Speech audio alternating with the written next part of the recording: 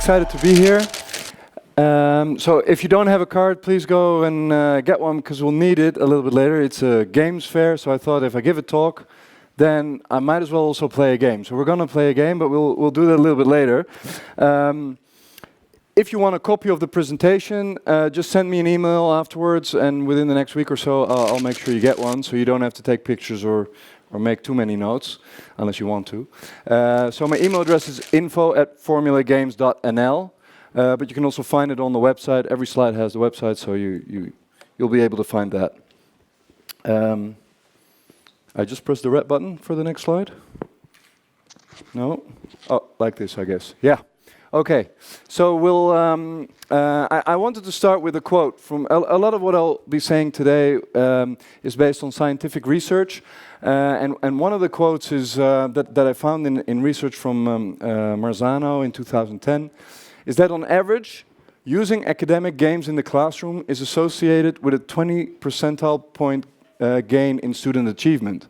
So I thought that was, quite a significant increase. And I'm happy about that as a games developer, of course. But I thought it would also be good to start with that, so we know that this is serious business, playing games in the classroom. It can really make an impact.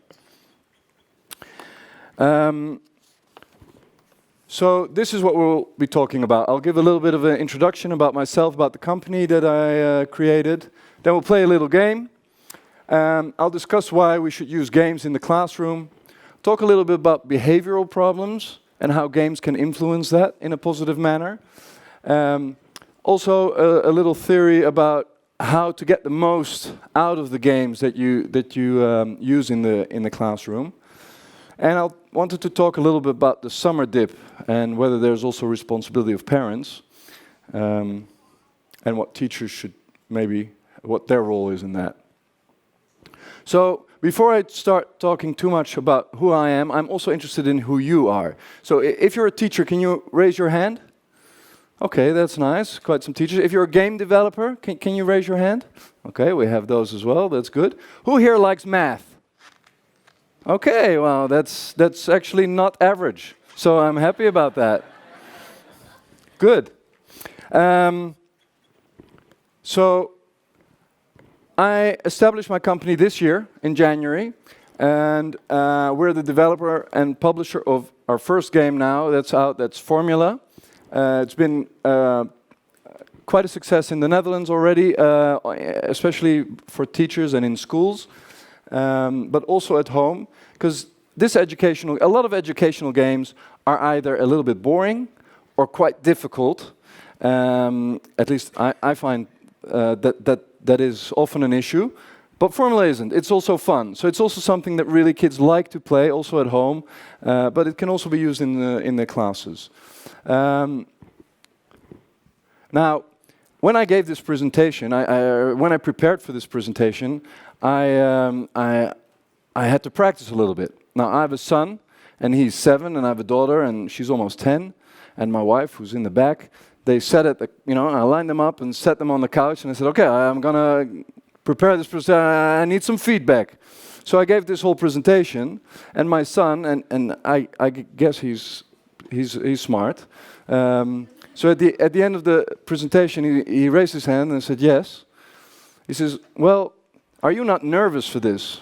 I said, well, why? He said, well, listening to your whole presentation, you become really smart by playing a lot of games. So these people that will be listening to you, they must be very smart. Are you not afraid they're going to ask a lot of very difficult questions? So I said, well, thank you for that pressure that I really needed. So just a little bit of background. So a long time ago, I had hair. So I'm the one in the middle there.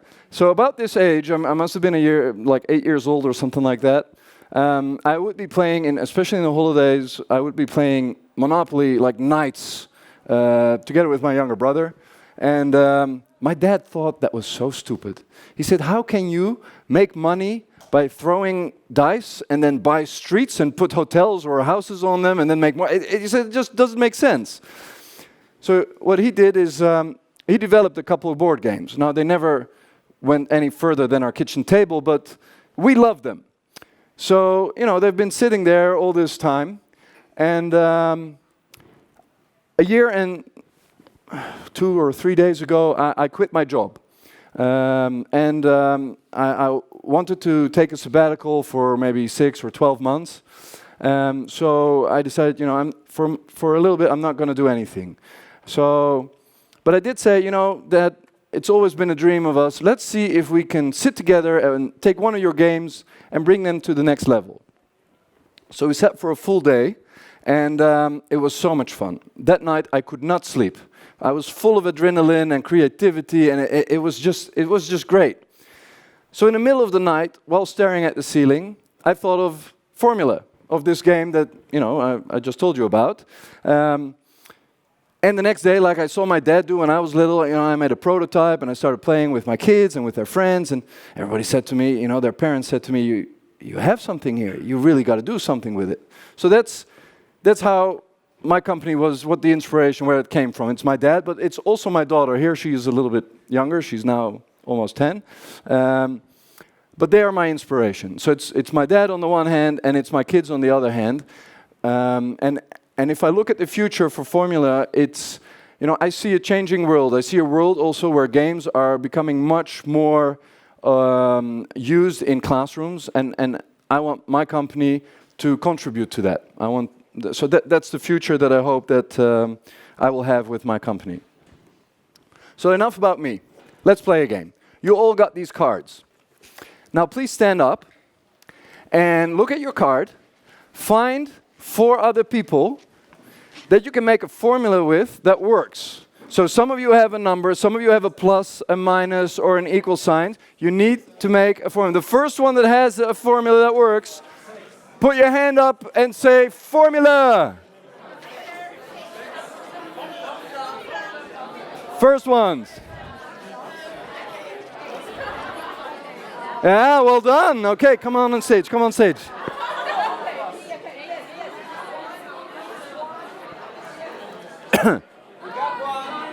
Very good, very good. Can you...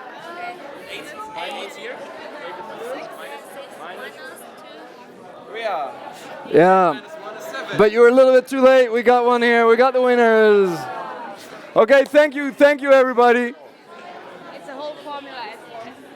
So somebody has also a plus, somebody has a minus. Yes, and an equal sign. All right, please take a seat. Please take a seat.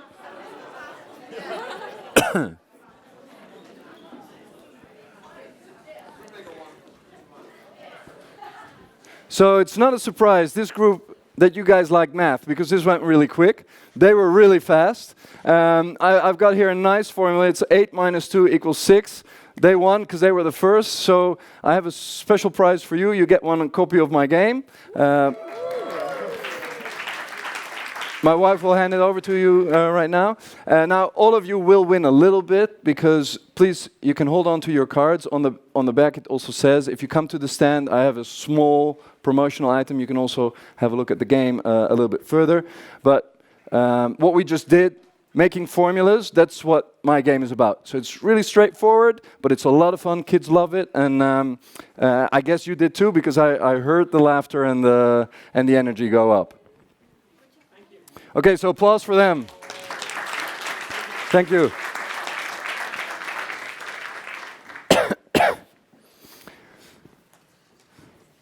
All right, games in life. You know, actually all mammals learn by playing. You know, you've seen these videos or photographs of, you know, baby tigers fighting playfully with each other. It's actually to set their territory. They learn to set the territory. And actually we do it as humans as well. You know, the gaming industry, or the toy industry for babies is huge. It's all these toys to already start learning. But then when we send our kids to school, things change. All of a sudden, it shouldn't be fun anymore. Although, luckily, this is changing a little bit. So, advantages of playing games in education. Now, a lot of this is, you know, backed by scientific research. I have some articles that I found really interesting at the end of the presentation that if you want a copy of the presentation, you will get them. But if I summarize it the advantages are that you'll have motivated kids, you'll really improve skills or certain knowledge. The confidence of the children also increases a lot. I see this especially also with my game. People often think that they cannot do math, but actually they can. They just lack the confidence. And there's also scientific research actually saying that, you know, what is it? Is it the chicken or the egg, right? You don't have confidence and therefore you don't do math, or you're good at math and then you get confidence. But it also says that if you have low self-esteem in math, then it has a correlation with your self-confidence just in general life. So apparently good mathematicians also are more confident. Now, games also are a way to retain attention. You know how difficult it is, even for adults, to keep your attention to something, especially if you have to learn something new. But by playing a game, you keep that attention, and that often has to do with the competition factor in a game.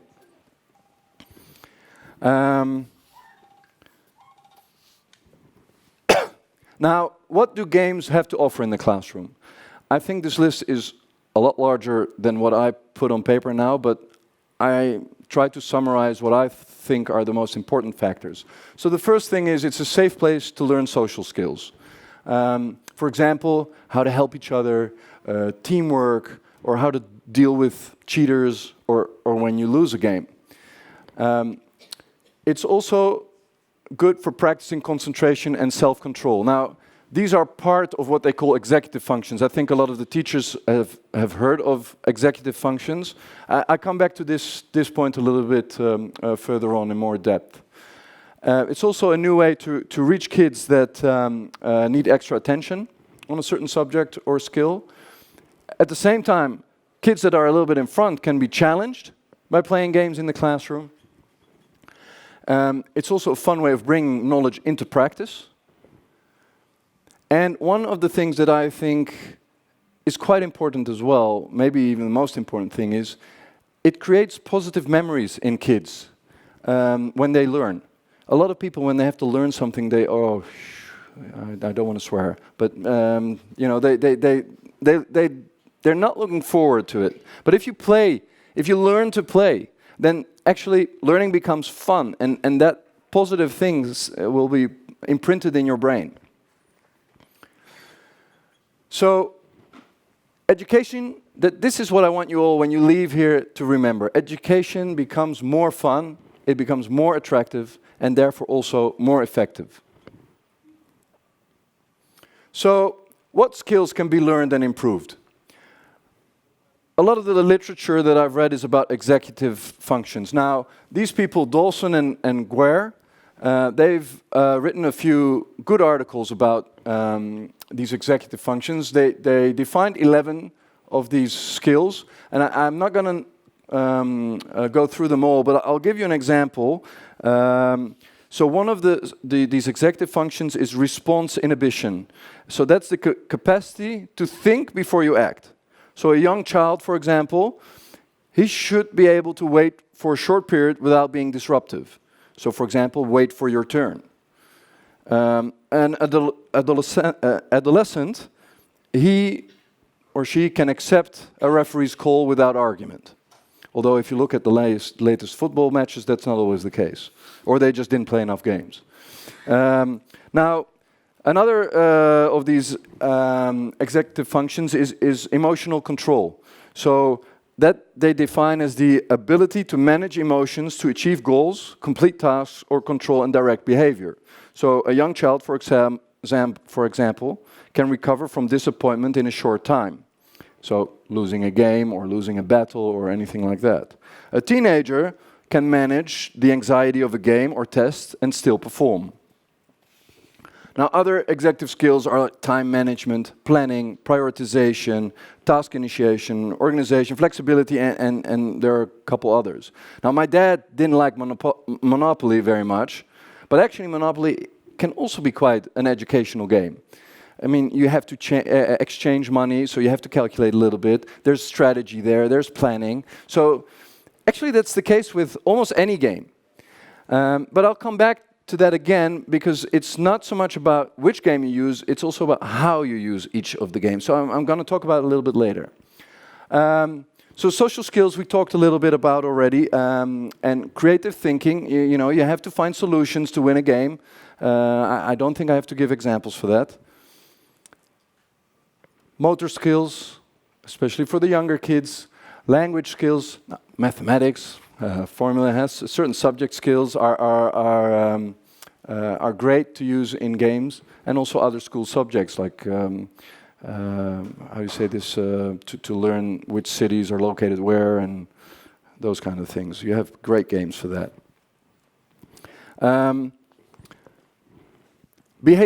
Solving behavior problems. So a lot of teachers also have to deal, unfortunately, with kids with some behavior problems. Now, there's Healy and Healy, they just published an article in the scientific journal Nature. You might have heard of it, it's quite renowned. And they state that playing games for 30 minutes each day is as effective as the golden standard in treatment for kids with behavioral problems. I found that amazing. Really, it shows to tell that you know, playing games is time effective, it's cost effective, and it has proven results. Now, I want to quote another sentence from this article. It said, children's behavior problems are a growing concern in our society and are associated with a wide array of adverse lifespan outcomes. So basically, you know, behavior problems cause problems. And if we can treat them with playing games, you know, that's fantastic. So keep that in mind as well. If you have difficult kids in your classroom or at home, play games. Now, how to get the most out of games? This is simple, but it's very effective. So what I say is prepare and set goals before you play in your classroom, observe during playing, and evaluate. And I'm going to go into each step. So when you prepare and set the goals together with the kids, activate the knowledge that they have to use and agree on what they have to work on during the game. If you don't set goals, then from an academic perspective, let's say for in your classroom, a lot of the time playing is lost, and that's a pity. So examples could be, for example, that if you want your students to work on planning and prioritization, read the rules before you start. How often do kids not just open the box and they want to start playing, and actually they're playing it wrong, and it's half of the fun is gone because they didn't take the time to read. Also, it could be like you want to tell them, you know, how do you act when you lose? Or how do you act when you win? Can be as annoying, right? So there's many more of these goals that you can set before you play. Now, when you observe, be conscious. Am I going to intervene or not? So, are there teachers here that have played games in their classrooms? Sir, when have you ever intervened during the game? Only then when I thought the aim of the game or my intention of playing the game was in danger. Okay. So then I intervened. Otherwise, I just waited and see if the children can solve their problems on their own. So I have another goal I can achieve by the social skills, and if not, as a classroom teacher, I know my kids very good, and I know which kids can solve their problems on their own, and by which kids I have to stay on the side for the good of the game. Yeah, yeah. I think that's very good. I think also that it's important, you know, if they start fighting, or if they really, you know, don't play according to the rules and the whole, you know, like what you described, then that time will be lost playing. Then you can intervene or make some comments. Do you know? Does everybody know Diego Simeone? Diego Simeone, he's the coach of Atletico Madrid, the football team. Now, I don't know if you know him, but if you don't, I think he runs more than a normal football player. He's shouting and screaming and running, and he's giving remarks and criticism to all his players during the whole game. Now, he's a great coach. He's achieved many things, so I cannot give him too much criticism. But at the same time, I have to say, in the classroom, that's not the best way of going about it. So really think about, when am I going to give my feedback to the students? Because actually, it's not always a bad thing that things go wrong. Because in your evaluation process, you can also give that back. So if I go to the next step, when you evaluate, you can evaluate the executive skills, the soft skills, but also the subject matters. So what were the goals? How did you prepare to reach those goals? Did you achieve it? What could you do better? Discuss this either individually or with a small group that played, or with the whole class. Soft skills, the same thing. I found also a nice example in one of the articles that I read, that it was a math teacher, and he played Pictionary with the class. And one of the group of students, they had to draw an image to explain the Fibonacci sequence. Now, the Fibonacci sequence is a sequence of numbers where the next number in the sequence equals the sum of the two numbers before. So 1, 2, 3, 5, 8, etc. And during this exercise, they couldn't do it. They had a problem.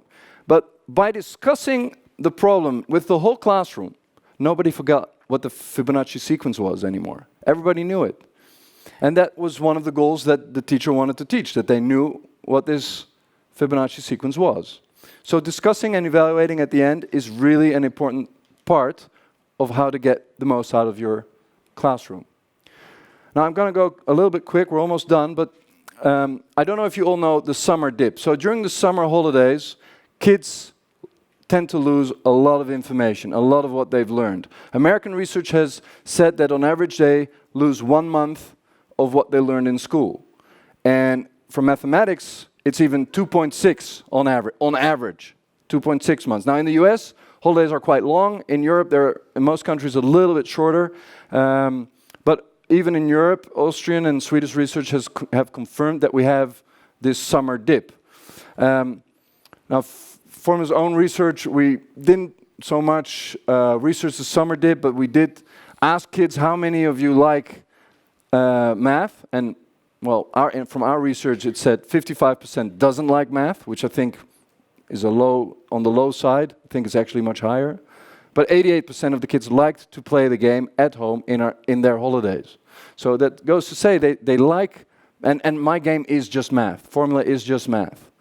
But so they do like it, they just want it in a different way. So holiday is time to relax. However, have your kids read if they're ready for that, and keep practicing other subjects as well by playing games like Formula. So my main message of today is playing games in the classroom is fun, it is attractive, and it is effective. Thank you very much. Pleasure being here. Yeah, thank you. Very, very inspiring. So there are questions, I guess? Just raise your hands, not your cell phones. Okay, yeah, perfect. Thanks for a great talk. This is all really positive, and I totally agree. But what are the dark sides? I mean, when do you think games actually breaks down and doesn't work anymore? Or when should we stop using games as well? Or should we just play games all along? It's a good question. I think that games have an important role in the classroom, but it can't take over everything. You need instructions, and you need, the basic a set of rules, so to say. You have to. Not everything can be that fun that you can always play games, but games can absolutely play an important role. So it can't take over the whole process. I wish it could, but I don't think it can. Does that answer your question?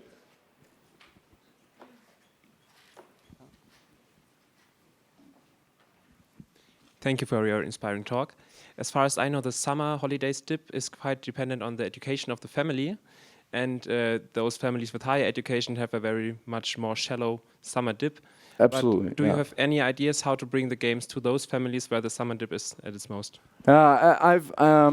I've been talking to a lot of teachers because this is indeed an issue, and it's very hard. Like I have some programs in the Netherlands that for people that can't afford it, that they can buy the game at a really discounted price, but that doesn't really help because it's also about the attention. A lot of those parents are not there to help their kids, so I think this is not easy, but it's broader than that. It's not just about the games. This problem is much broader. I know in Holland it was just in the news that I think like 40 or 50% of the kids have after-school extra classes from not from school but from these homeworks companies basically.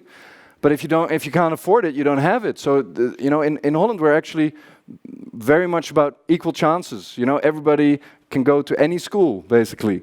But yeah, these things they do exist. It's I don't have a solution for that, but it is a good point. Okay, there's more time for one question. Yeah.